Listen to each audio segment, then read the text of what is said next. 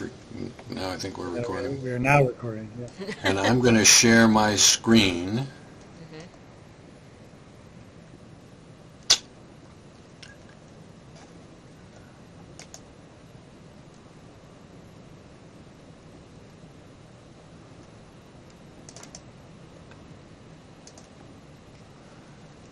So now can you see a screen that has a fairly complicated looking spreadsheet on it? Yeah. Yes, I can. All right, then I'll make this big enough so that we can see what's happening here. And I'm going to tell you what these numbers mean. So if there's no long number that starts with 9, that means we agreed on whatever. So on sample 2.1 for inner seeing, we all agreed that there was a 1 there. Mm-hmm. This cell here, so the 9 code is a code that should be thought of as the 9 saying there's something interesting here, and then 2 digits and 2 digits and 2 digits, so that there's 6 digits here, and the order of those 2 digits is Russ, Julian, and Mel. Mm-hmm. So what this says is that Russ says 0.5, Julian says 0, and Mel says 0. Okay. And this one here is Russ says 1, Julian says 0.5, and Mel says 1. Okay. You got that? Got the Yeah. code there? So our task is to figure out where it is that we disagree and why, and whether there's something important to understand about the phenomenon. So our goal is not just to agree. Our goal is to refine what we think about as the phenomenon. And basically, this is a clue. This says, well, there's something about this phenomenon that Russ at least thought, or maybe he made a mistake. It's possible. The Russ thought he should make a 0.5, and everybody else said no. Mm-hmm. So what we're going to do is we're going to look at that sample, and I have the purple descriptions. The purple and green. Yeah, the I'm purple. gonna open this on my computer because it's a little tricky to read and small. Okay. Actually, I did enjoy your email said something along the lines of, and for your convenience, I've attached this, and when I was doing it, I was like, this is a convenience, thank you. It's the risk of that is that the more convenient you make it, the more it makes it about the words rather than the experience. Well, And that's a risk. It's a risk that's worth taking, it seems sometimes. Can I ask my classic Mel questions as fast as I can before we get into this? Because I have a couple. One, why do you not have this, I suspect I know the answer. Why do you not fill out this grid as you're doing a green meeting? I suspect you're going to say it's because then we're at risk of probably all putting down the same answer as we go. But like when I was doing it, my brain would have liked to sort of do that concurrently as we were having that meeting.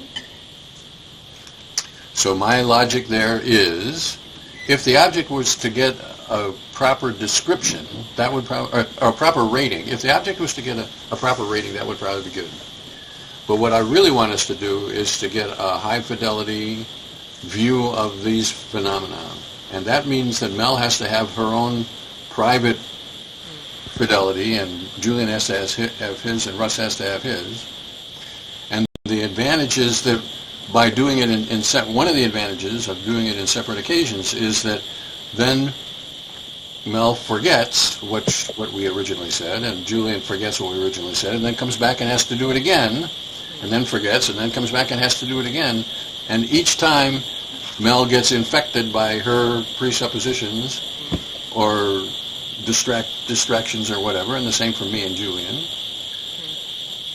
And so the process is coming at it, and then coming at it from a different direction, and then coming at it from a different direction. Yeah, that makes sense. And one more question.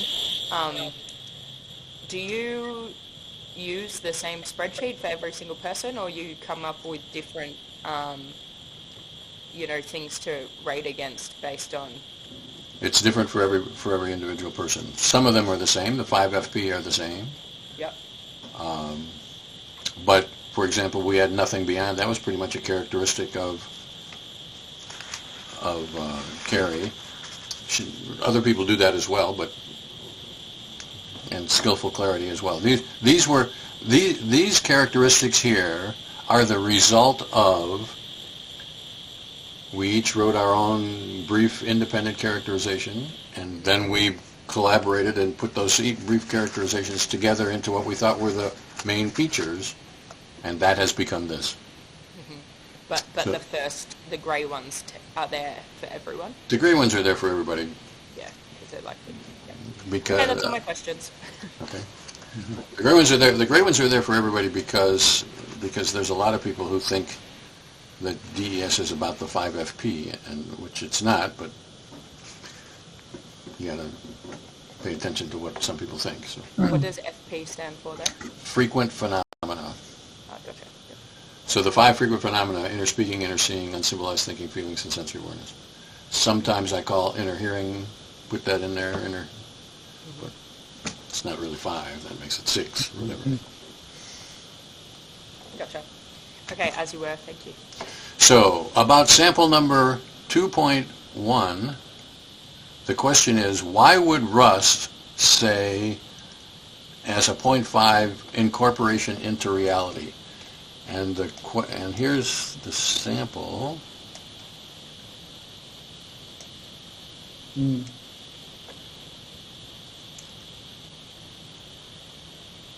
So my recollection of this sample was that she saw her father hiking in front, but there was something about that seemed to be on the trail, in the actual trail. But I wasn't sure about that, so I gave it a 5.5. Well, why I didn't put anything was I thought it was just way too early in the sampling process to answer that at all. So I thought I don't know, maybe it would have been like a 0.1 or 2 for me, but I just, yeah. Okay, so what that means is, I think, is that you and I are agreement about the phenomenon. The question is how we should credit the interview about it, or the recitation of it. Yeah. And I don't really care about that much. So I would be happy to change my rating to a 0. Guess I don't really care about the ratings. What I care about is the phenomenon. I think we are in agreement in the phenomenon that at least sometimes she merges together and maybe this is and maybe this is not. Whether we count it is not that important to me.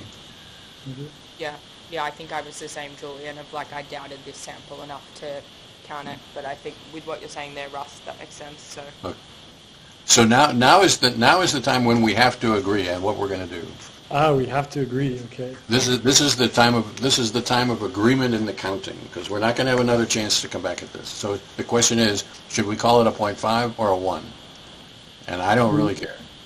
Now that we've talked about it and we know what's at stake, what do we think? Can I ask what's the end phase here? Does what we code end up as in the final description, the final coding, the final? Yes, in the sense that we're going to say these there are going to be numbers that appear that are going to be accounts of the thing, and it's going to say inner speaking occurred 14 times or whatever. Okay. And we're going to say, in our sample of 39 samples or whatever it is, inner speaking occurred 14 times. We're going to say things like that. But we're also going to say, yeah, it's 14, but we're not really sure about some of them, so maybe we should call it 12 and 4 halves, or maybe we should call it whatever. I mean, we're going to try to describe the phenomenon, and our goal is not really to count. It's hardly ever to count. And yet, counting is a useful thing, because we're going to see that there's a lot more inner seeing. There's going to be 14 or 15 inner seeings here. There's a lot more inner seeing than there are feelings. And what does a lot more mean? Well, it's sort of like 15 seeings and 1 feelings, or something like that. So we're going to use numbers. But we don't, what I think we are not is, it would be a mistake to try to do some like a significance test on those numbers. Yeah. That's not the point. I think that's what I found challenging about it when I was doing it too. I was like, this feels so concrete. Assigning a number is so serious. Well, I think of the numbers more or less like I think of the numbers like when we ask participants, well, which was more salient to you and how much more salient? Was it 60-40 or 90-10 or whatever? I don't give a shit about whether it's 60-40 or 90-10, but I do care about whether I mean very slightly more or really lopsidedly more. And 60-40 and 90-10 make that point pretty clearly, it seems to me. I get why it has to be numbers, but can I just say for me, like something that feels more gentle would be like traffic lights, like green, orange, red. So green, it was present. Orange, it was a little present. Numbers feel scary. But numbers is better for scientific purposes. But yeah, we could think about that, but what I would say is that for most people, most of the time, they're pretty. They know the difference between 80-20 and 70-30. They intend a distinction between them. Whether that's exactly the same distinction that you would make or that I would make, different story. But yeah, a distinction can be made. And the other thing about all the whole process actually is that the object is to get people to confront the samples, to come back to the samples. By confront, I mean look face to face at the sample. And asking somebody, well, did you mean 70-30 or 60-40? I don't give a shit about 70-30 or 60-40, but I do want them to think, well, which is it that, what do I mean by present here? So the question is, do we think that this was an example of it being incorporated into reality? Well, Julian, I've been a bit convinced now to feel 0.5-y. We could 0.5 it. I would be happy with 0.5 because at the end of the day, we're going to say something like, Kerry had some samples where inner seeing and external seeing get fused together. And the first sample, we weren't really sure about that. But that will be much easier for us to say if we make this a 0.5 than if we just leave it blank. Yeah, okay. We could 0.5. There's something there, isn't there? So I've changed this to 0.5 as if we agreed now. And then, whether this seeing was clear, Russ said it was clear, Julian said it was half clear, and Mel said it was not clear.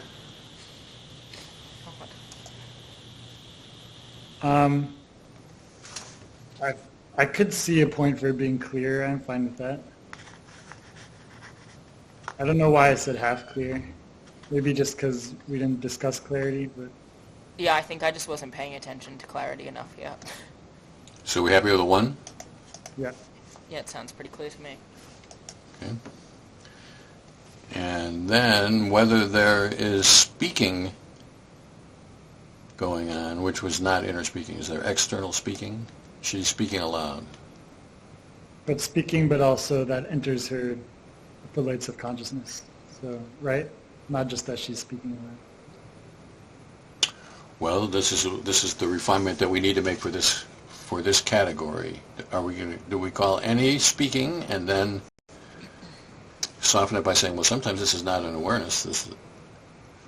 Like, what are we going to do about words rolling out? I wasn't. I was only counting it.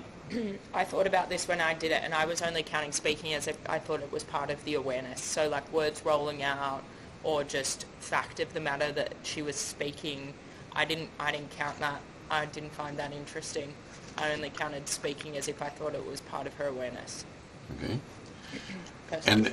And so what I want to notice here is I think there's going to be no right answer to this discussion, and which means I think one could do it two ways. Mm-hmm. One could say speaking occurs on 12 occasions, let's say, and of those 12, only 4 of them were in her awareness.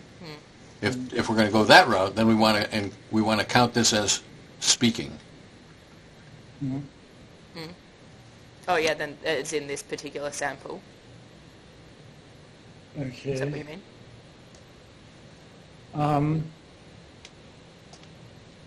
We could go that route. I guess if we want to count like how many were really in her awareness, we could mark it somehow as we go. So whether speaking is in awareness? Don't we have a category for that? Speaking not in, no, for speaking we just have, No, we just have that, don't we? we don't have a separate, like, aware speaking. But I feel like this could incorporate, like, rolling out and, like, I feel like this sample is a words rolling out, right?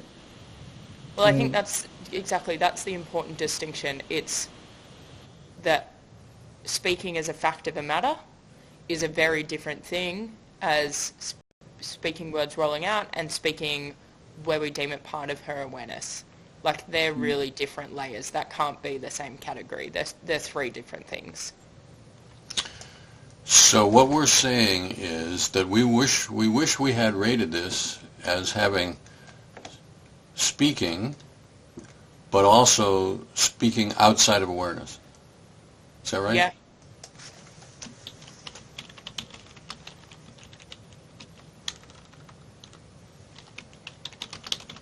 And then outside of awareness, well, words rolling out, are we counting that as in that category? Yeah. Yeah. So maybe we should call this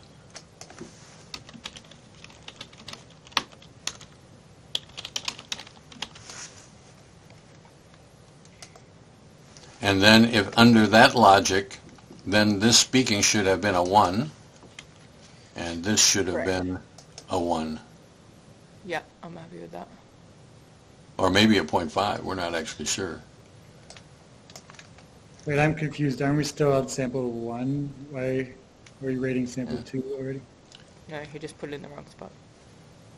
Did I put it in the wrong spot? Yeah, that one there needs to be in the top row. Yep. So do we think this is words rolling out? Yeah, Yeah. I think it's I words do. rolling. Okay. All right. Wait, Then so- we have fixed our rating. Our speaking not inner category means just all speaking, or it Yeah. means just speaking All. in awareness? So this is now this category is now going to be all speaking, Or do any want speaking. do we want a category for speaking in awareness? I think we can get that by subtraction. If it's speaking that's not in awareness, then it would be in awareness. If you like, we can have another category, but Oh, okay, I see what you mean. That's fine. No need to add too many categories. okay. So this is now going to be any speaking not inner. Yeah. Yep. And then that later category was when we decide Right. whether it was part of awareness or not. And now this number value here means that somebody, one of us, which I think is probably going to be Julian, wrote a note to himself or to herself about this sample. Yeah, probably. And if we go looking for that, here's Julian, and he wrote this note. Probably seen. So that relates to the overlaid thing. Okay. Like I was kind of doubting if it was a scene or overlaid. Okay. Yeah, which we addressed, as we're not really sure. So we're not. So we don't need to agree. We don't need to do anything more about this. Is that right? Yeah. And now we're done with sample number 1 because we don't have any 9 codes in here anymore. Great, that's satisfying. Okay. Nice. And now, Mel, this is now you would have an answer to your first question. Why do we do this again? Well, because we've refined a little bit of categories already. Yeah, Looking that's at true. one. So if you care about phenomena, you gotta do something like this. Yeah. So number 2 has no 9 categories, so we probably don't need to worry about that. We all agree, that's nice. We all agree about that one. And then number 3 Oh, looks like a mess. was a mess. So Julian did not say that this was inner seeing, Oh, that's a mistake. but It's that's a nursing. mistake. And mistakes are frequent because we're doing a lot of ratings, so we're not holding mistakes against people. We're just fixing them. So that's a mistake that we can fix. Well, speak for yourself, Russ. Julian, I've noted. Mistake. No. True enough. So whether there's sensory awareness going on here, this is, I say half a one. You said half? I said a half and everybody else said no. Yeah, I think I was quite bullish on sensory awareness in terms of, well, whatever the opposite to bullish is. I was cautious with my sensory awarenessness. I was cautious too, but I'm fine with half because of the moody dark colors. My sense is that people, when people describe this, things like that, they're really trying to tell you something about sensory awareness. Okay, but can we, this is good because I want to clarify my thoughts here because my hesitation comes from, it's a very detailed scene. She's describing the detailed elements of the scene.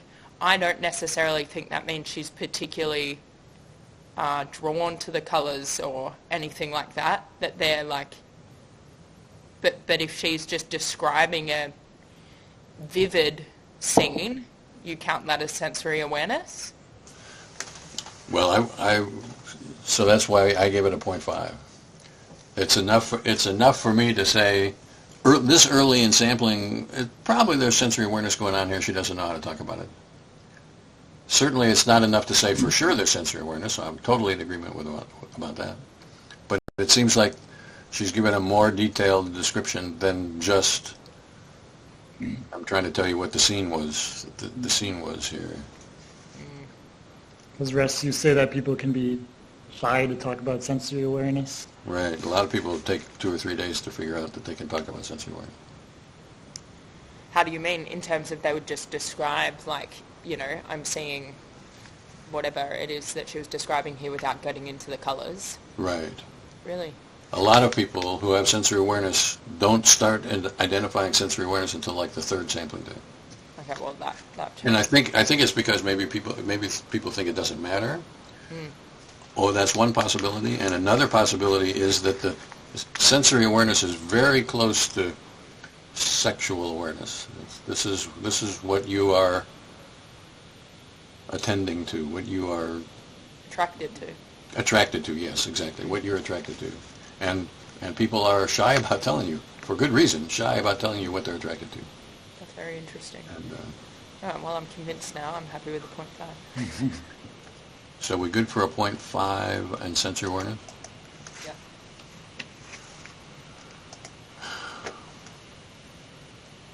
And then Russ said this was a clear inner seeing. Well, some parts had skillful clarity. Yeah. So I kind of thought of those as opposite. If something had skillful clarity, it wasn't clear. Yeah, I tend to agree. So let me tell you what my logic there is. Skillful clarity for me is usually there's one part of it or some part of it that is not clear. Mm-hmm. Yeah. But this is a clear image with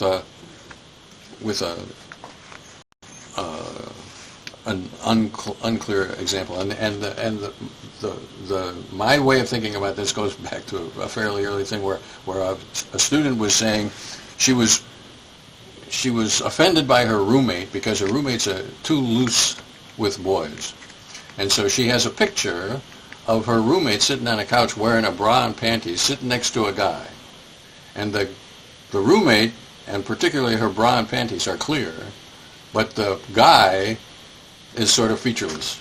Because and what she's trying to convey is there's a lot of guys who are in this position, doesn't matter. But she does this kind of stuff. That's my quintessential skillful clarity deal.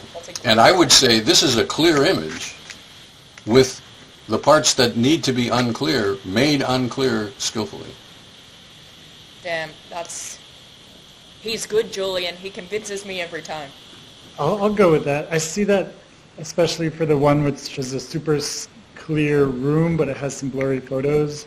I would definitely call that clear with some, yes. So by that logic. The alternative is that there we will see, maybe not with Kerry, I can't remember, probably not with Kerry, but some people just don't have clear images. They have it's visual, but the whole thing is just not very clear and not very detailed. then that would go as not clear. But this one, I still, like I see that for some samples which have certain unclear elements, but it seems like this one is mostly unclear. Like the text is blurry or indistinct. The colors are kind of like a wash.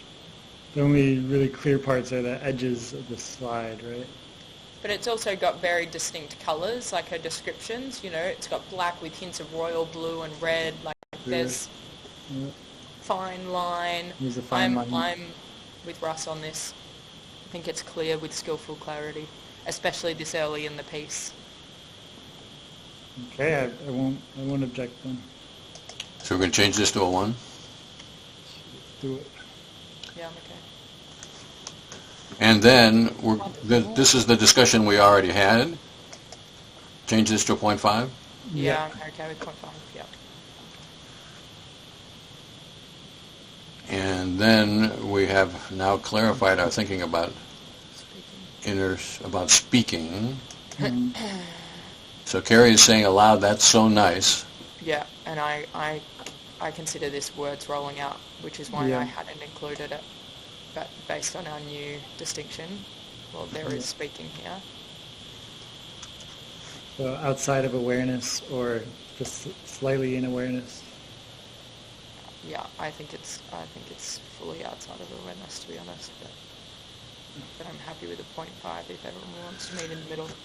So in the DES world, if this is outside of her awareness, then it should have been inside the brackets. Yeah. But I think it seemed like one of those cases where like it might have been experienced. Yeah, it's day 2. I don't think anyone knew yet. I'm not quite sure. 0.5? Yeah, I'm happy with a 0.5. So this is this category over here. I don't have quite enough screen. We're on sample number 3, so this should be 0.5. And then focus on a face. I'm the only one who put that. Because I went back to the video and I was convinced that she was looking at the face because I asked like anything in particular, and she was very clear, like his smile. I was seeing his smile, trying to figure out. So in degree meaning, it looks like we would have gone up 0.5. Yeah, but so that's when I went back and looked at the interview. I was like, it seems like the face was part of experience, but not. Yeah. So 0.5 or 1. Mel and I missed it. We could. When, I mean, for me, I thought it was convincing. But since we could 0.5 it, since I'm the only one who thought that.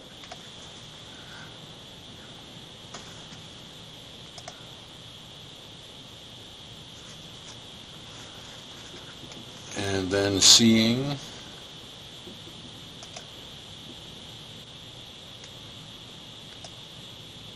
By seeing, we mean external seeing, I think.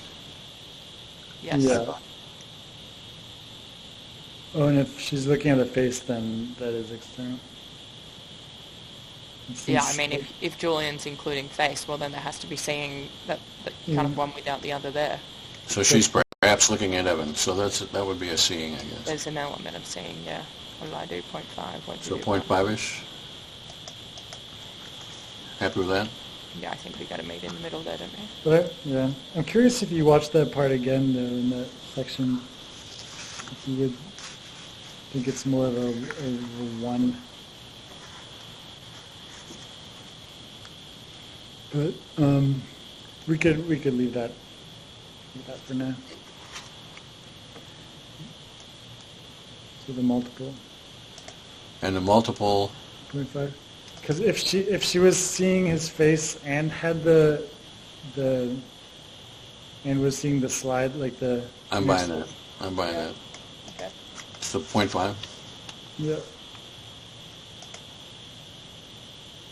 And then we're done with that sample. Okay. Interesting. Sample number 3.1 is where we're going to next. And about skillful clarity, Mel gave it a 1 and the rest of us gave it a 0.5.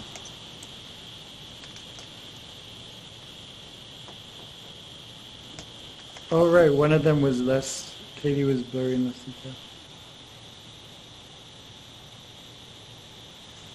Why did we give it 0.5? That does seem like... Oh, I guess I was thinking like it would be skillful if there was a reason for Katie to be less blurred. Well, or maybe she just hadn't filled in the picture, like filled in her inner seeing. Like maybe she was adding more detail or something. Well, that would be possible, particularly if she were 10 years old as opposed to 25 or whatever. Yeah. I don't know why I gave this a 0.5. I would give it a 1 today. I think it's a 1. Could go with 1. Wasn't there vaguely something like Katie, the relationship with Katie was different, like she didn't know Katie as well? Katie was somehow mad at Sam. Oh, Yeah, there you right. go. That Katie detail was alone mad at says Sam. skillful clarity. But then why wouldn't Katie be less blurry and look mad? Oh, maybe she's shitty at Katie, and so she's not putting her in a scene. Yeah, I think we should have given it a 1. And this is the same discussion we've had about clarity, I'm guessing. Yeah, I think I'm going to be the one screwing up that rating the whole way through, but I'm with you now. So that finishes sample 3.1. Yep.